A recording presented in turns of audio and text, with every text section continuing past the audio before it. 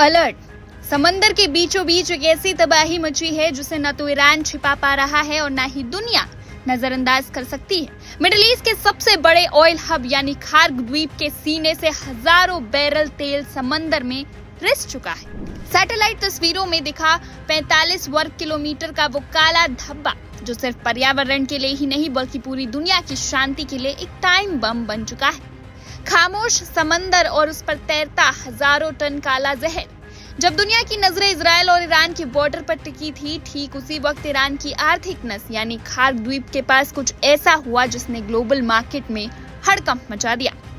यूरोपीय सैटेलाइट ने वो तस्वीरें कैद की है जिन्हें शायद तेहरान दुनिया से छिपाना चाहता है। 45 किलोमीटर लंबा ये ब्लैक स्लिक आखिर आया कहां से?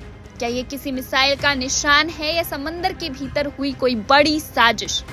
ये तस्वीरें देखिए, ये कोई आम साया नहीं है, ये ईरान की अर्थव्यवस्था की रीढ़ में लगी सेंध है। दुनिया की महाशक्तियों के बीच चल रहे तनाव के बीच खार्ग द्वीप के करीब समंदर का रंग बदल गया।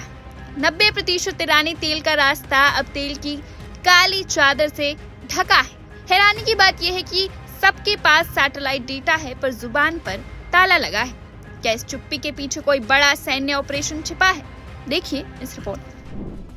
सैटेलाइट तस्वीरों से पता चला है कि ईरान के सबसे महत्वपूर्ण तेल निर्यात केंद्र खरग द्वीप के पास एक बड़ा तेल रिसाव हुआ है।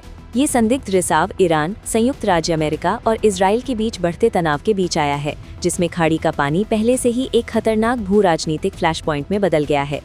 यूरोपीय संघ के कोपरनिकस सेंटिनल उपग्रह द्वारा 6 मई से 8 मई के बीच ली गई नई सैटेलाइट तस्वीरों में खर्ग द्वीप के पश्चिम में पानी में एक विशाल ग्रे और सफेद स्लिक फैला हुआ दिखाया गया है। इमेजरी का अध्ययन करने वाले विश्लेषकों के अनुसार स्लिक लगभग 45 वर्ग किलोमीटर तक फैला हुआ है। ये बहुत बड़ा है। शोधकर्ताओं का मानना है कि फारस की खाड़ी में हजारों बैरल तेल का रिसाव हुआ होगा। कॉन्फ्लिक्ट एंड एनवायरनमेंट ऑब्जर्वेटरी के लियोन मूरलैंड ने कहा कि ये स्लिक देखने में तेल के समान लगता है।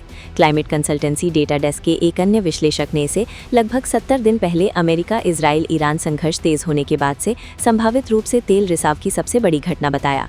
लेकिन यहाँ बड़ा सवाल ये है, इसका कारण क्या था? अभी कोई नहीं जानता। विश्लेषकों का कहना है कि रिसाव के सटीक स्रोत की अभी तक पहचान नहीं हो पाई है और अब तक ना तो अमेरिकी सेना और ना ही ईरानी अधिकारियों ने उपग्रह के निष्कर्षों पर सार्वजनिक रूप से कोई टिप्पणी की है। वो चुप्पी ऑनलाइन और भी सवाल खड़े कर रही है। खर्ग द्वीप सिर्फ एक और ईरानी सुविधा नहीं है, ये ईरान की तेल अर्थव्यवस्था की रीढ़ है। ईरान की तेल निर्यात का लगभग 90% इस द्वीप से होकर गुजरता है, जिसमें अधिकांश शिपमेंट चीन की ओर जाते हैं। संघर्ष की शुरुआत में अमेरिकी सेना ने दावा किया था कि उन्होंने द्वीप से जुड़े सैन्य बुनियादी ढांचे को निशाना बनाया था। वहीं अमेरिकी नौसेना ने खाड़ी के पानी में ईरानी टैंकरों की आवाजाही को प्रतिबंधित करने के प्रयास तेज कर दिए हैं। हाल के हफ्तों में क्षेत्र में अमेरिकी और ईरानी सेनाओं के बीच झड़पें तेज हो गई हैं, इसलिए स्वाभाविक रूप से अटकलें बढ़ रही हैं। क्या ये एक अटघटना थी, तकनीकी विफलता की, या चल रहे संघर्ष से जुड़ा नुकसान था? इस स्तर पर तोड़फोड़ या सैन्य कार्यवाही की ओर इशारा करने वाला कोई पुख्ता सबूत नहीं है, लेकिन विशेषज्ञों का कहना है कि अगर रिसाव की पुष्टि हो जाती है तो पर्यावरणीय और आर्थिक प्रभाव गंभीर हो सकते हैं। फारस की खाड़ी दुनिया के सबसे रणनीतिक रूप से महत्वपूर्ण ऊर्जा गलियारों में से एक है। यहाँ कोई भी व्यवधान न केवल ईरान बल्कि वैश्विक तेल बाजारों और क्षेत्रीय स्थिरता को प्रभावित करता है।